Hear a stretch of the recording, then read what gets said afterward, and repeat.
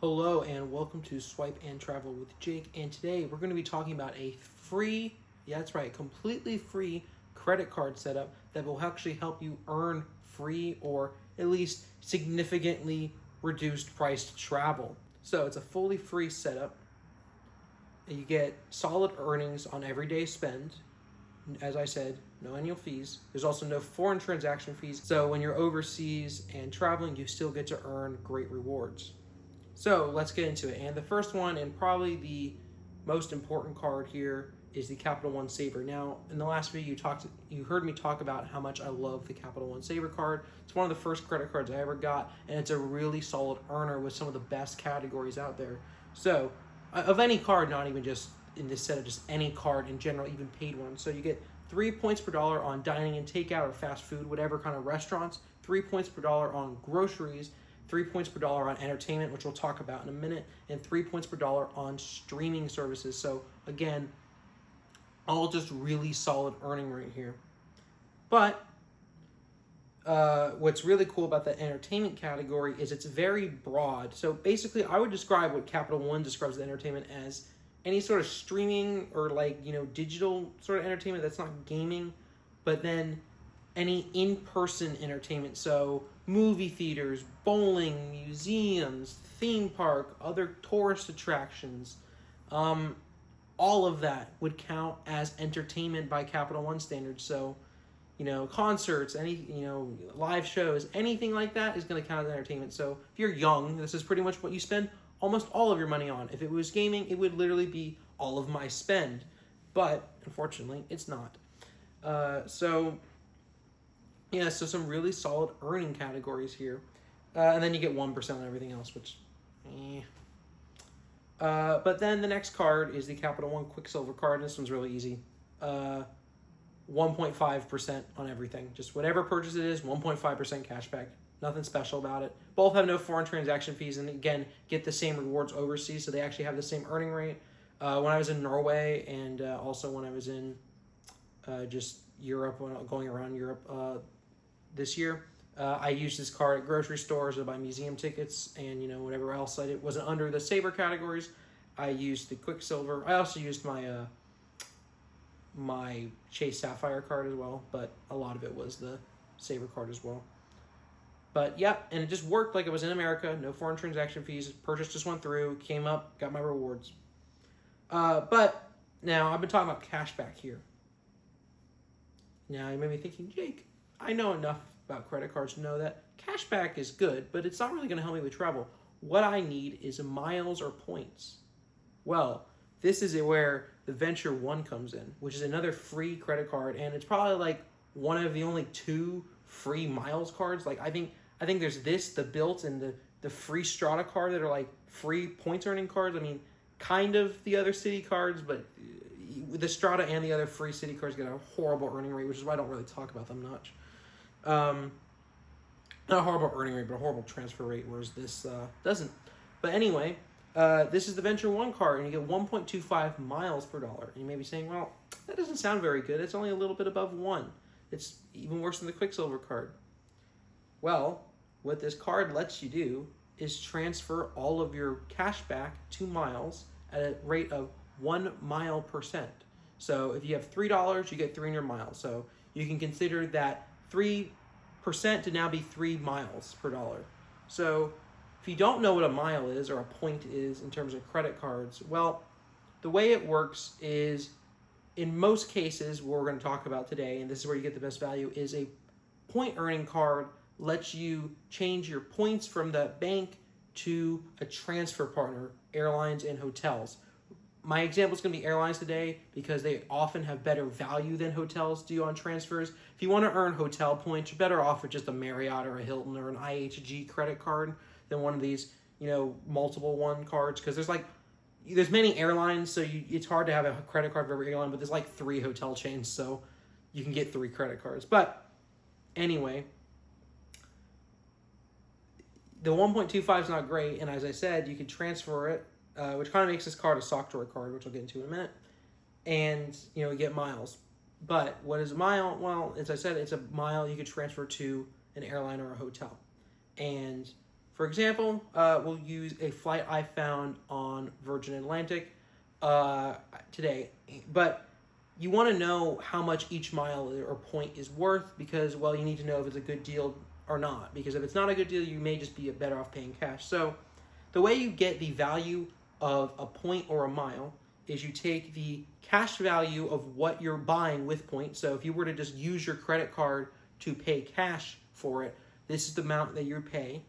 You subtract that by the fees that are included with the redemption. So even though you're paying with miles, a lot of times you have to pay between $5 and $100 to actually use the points, which sucks, but you still are saving. So you take the cash that it would cost you minus the cash you are actually spending, and you take that difference and you divide it by the number of points, okay?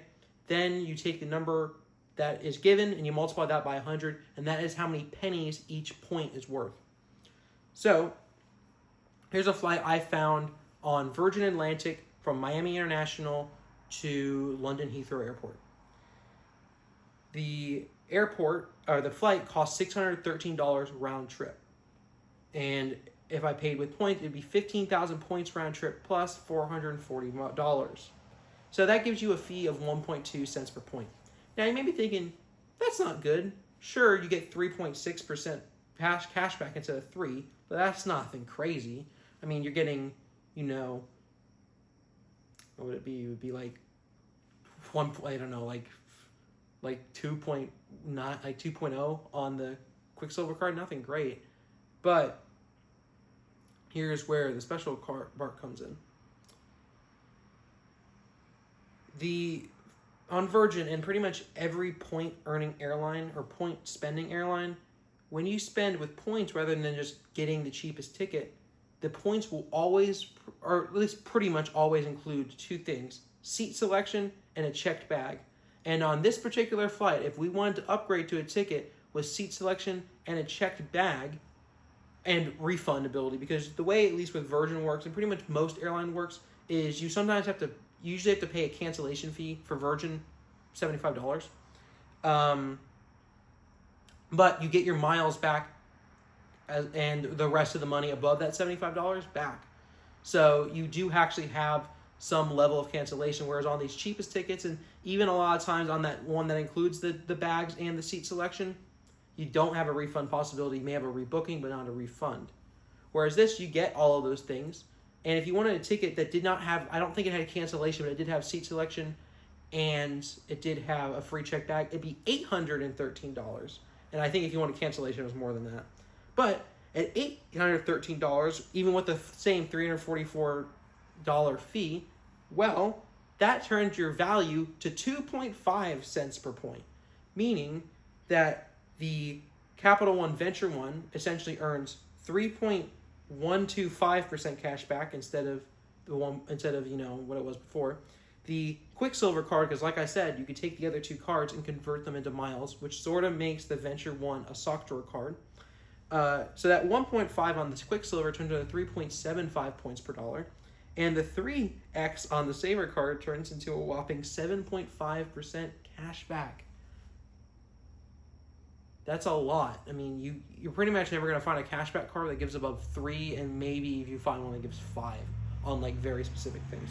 And if you have the Quicksilver card and the Venture One card, well, there's no real reason to use the Venture One card because you can just use the 1.5% and turn it into 1.5 times instead of using the 1.25 times. So this card essentially becomes what is called a sock drawer card, where you basically never use it. As I've said, I've only ever used it twice. But I do actually carry it on me when I go on vacation because I leave it in the hotel room I stay in. So in case, I get robbed or I lose my wallet or whatever, I still have a credit card I can use that has no foreign fees.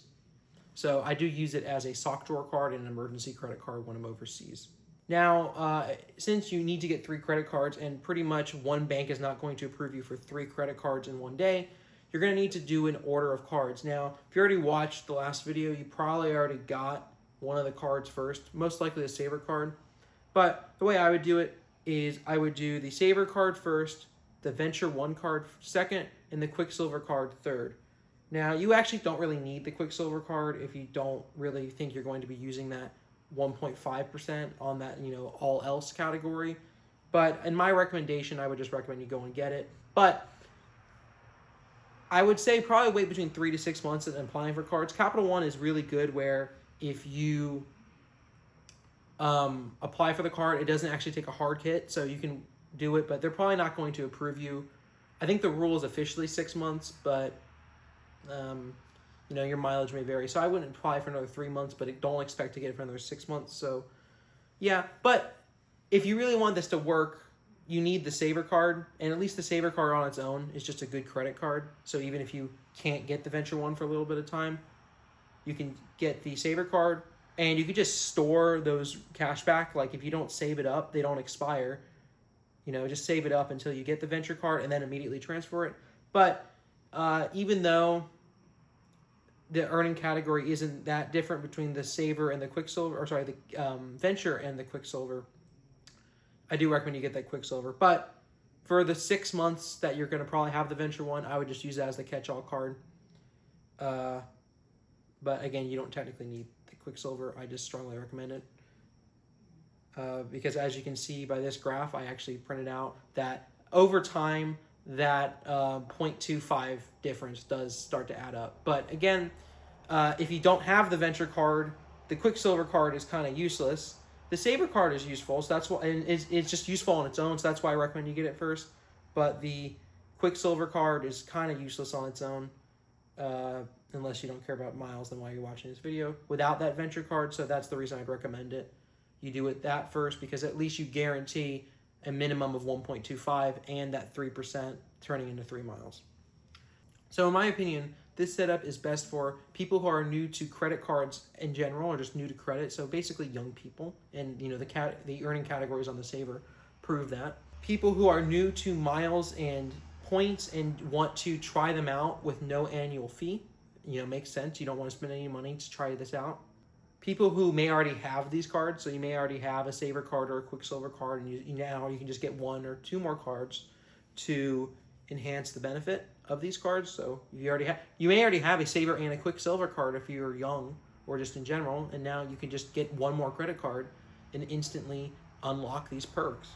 And I also think it's great for people that want no foreign fee cards and to earn while overseas, and just want to earn the most potential out of these cards and just whatever benefits you can get. Now, there are some drawbacks. It's a great setup, but it's not perfect, so we do need to talk about these things. And what would these drawbacks be? Well, the first thing is you're very unlikely, especially if you're these new credit type, or younger people that just started, to get a sign-up bonus, because basically Capital One has the same card but for different levels of credit, and you need the top tier level of credit to get the sign-up bonus on this card. If you do, it's pretty decent, but it's not easy to get that. I have really good credit, and I can't get these excellent tiers, so it's unfortunate. It's a 2-card minimum setup to get this, so you need, at least I would say, need the Venture One and the Saver to make it worth its while, because just the Venture One on its own I don't think is worth it, although you could just use it, but And the Saver can't turn cash back into miles, at least not for now. So you do need at least those 2 cards, and then, as I pointed out with that graph, ideally you want the Quicksilver as well. However, what's good though is if you get the Venture One with a good limit, and then you get the Quicksilver with a not great credit limit, you can just move all your credit from the Venture One to the Quicksilver, or from the Saver as well. There's no solid travel category, since unless you book on the Capital One portal, which is 5X, you can't get more than 1.5% on hotels or airfare or anything like that. So I do think that is a very big disappointment. The only thing, another category I'm disappointed doesn't have is it doesn't really have anything for like online shopping, like Amazon or Walmart.com or whatever website. Although there are Capital One offers, which I didn't put in the script for some reason, that do have websites like Walmart or Adidas or other clothing and shopping stores that you can earn more offers on by using their affiliate links and spending on your card, and they'll actually add on in addition to your regular spend. There is not a flat one, so you're stuck at 1.5 points per dollar, which I guess if you compare it to the Bank of America card I was talking about last week, and the Blue Cash Everyday card, which both earn 3%. If you do 2 points per dollar, or 2.5 cents per dollar, as we showed in this example, you can actually get more than that 3%. So it's not a bad thing, but it does suck not to have like a 2x or a 3x in that category. And the big one for me that sucks is poor travel insurance. So it actually does have a pretty good luggage insurance. So if your luggage gets lost, damaged, or stolen, it does actually have pretty decent limits, up to $1,500. So I like that a lot. But it doesn't have any cancellation insurance. At least not that I can find. I couldn't find any in the MasterCard or on the Capital One website for World Elite MasterCards. But it doesn't have any, travel insurance. But very few non-annual fee cards do. If any, it's usually very small. And the rental car coverage, which pretty much every non-annual fee card has, is only secondary rental insurance. So if you get into a car accident and you have car insurance, it is going to go on your car insurance, and the secondary coverage will cover whatever the main car insurance will not cover. Now, that is the main point of the video. But here is a rumor, and I saved this for last because I wanted you to make your decision, because this is only a rumor. So if you do not know this, Capital One acquired Discover back in May of this year. And initially it's been kept separate, but slowly things have started to change. The first thing is all of Capital One's debit cards, not credit cards, but debit cards, have moved over to Discover. So meaning it's no longer a MasterCard, it's a Discover card now. But the big thing is, in January 2026, Discover cards will now be on the Capital One app and website, which means theoretically the same cashback transfer tool will be available from the Discover card to the Venture card, meaning you could potentially get 5 points per dollar on the rotating categories, which right now includes Amazon, but come next month will be grocery store and wholesale clubs. So, meaning now you may get 5 points per dollar on your groceries, and at 2 cents per point, that's 10% cashback. And if you are getting this card for the first year and you haven't gotten it yet, you get unlimited double cashback. So that 5% turns into 10%, meaning theoretically 20% cashback for that first year, which is pretty awesome. Now, again, this is a rumor. So I have in big letters on my notes, rumor. So don't rely on this, but it's definitely not out of the realm of possibility. It's very likely it could happen. I would say at least 50% chance it happens, but don't take this as a reward. But anyway, I would definitely recommend it for the people I'm talking about. You don't want to pay an annual fee. You're new to credit and credit cards and new to travel, and you just want to get better earnings or a way to travel for much cheaper or free with these cards. Go ahead. There's no real downside to it. I mean, you could earn more with other things, sure, but at no annual fee, you're not giving anything up to get these cards. You're not risking $95 a year. You're not risking $300 a year. So the biggest downside, I'd say, is the no sign-up bonus. But other than that, just really solid earning categories. And honestly, even as someone that has other cards, I do use the Quicksilver and the Saver card, especially overseas, a lot, because they have those really good overseas earning categories. And all those catch-all cards usually have a foreign transaction fee, so you're stuck with a 1 point per dollar card. But with this, I at least get 1.5% cash back. Plus the museums and whatnot, which I do a lot on vacation. And grocery stores, because again, all the grocery cards here have foreign transaction fees except for my City Strata. Or they don't earn the same earning rates like American Express Gold only earns grocery rewards in the United States. I use grocery stores a lot overseas to save some money, and this gives me that ability. So that's a travel tip for you guys, by the way. If you want to save some money on food overseas, just go to like Aldi in Europe or, whatever, Tesco in the UK, and just buy some food, put in your hotel room. Hopefully you have a fridge and just like make sandwiches or whatever. Really good way to save money overseas. But yeah, let me know what you guys think. I'm curious if any of you guys actually got the cards from the last video. If you haven't seen the last video and you're new to credit cards in general and want your first credit cards, go actually watch that last video first and then combine it with the knowledge from this video. But if you liked what you saw and you're excited to see more, make sure to like, comment, and subscribe to the channel.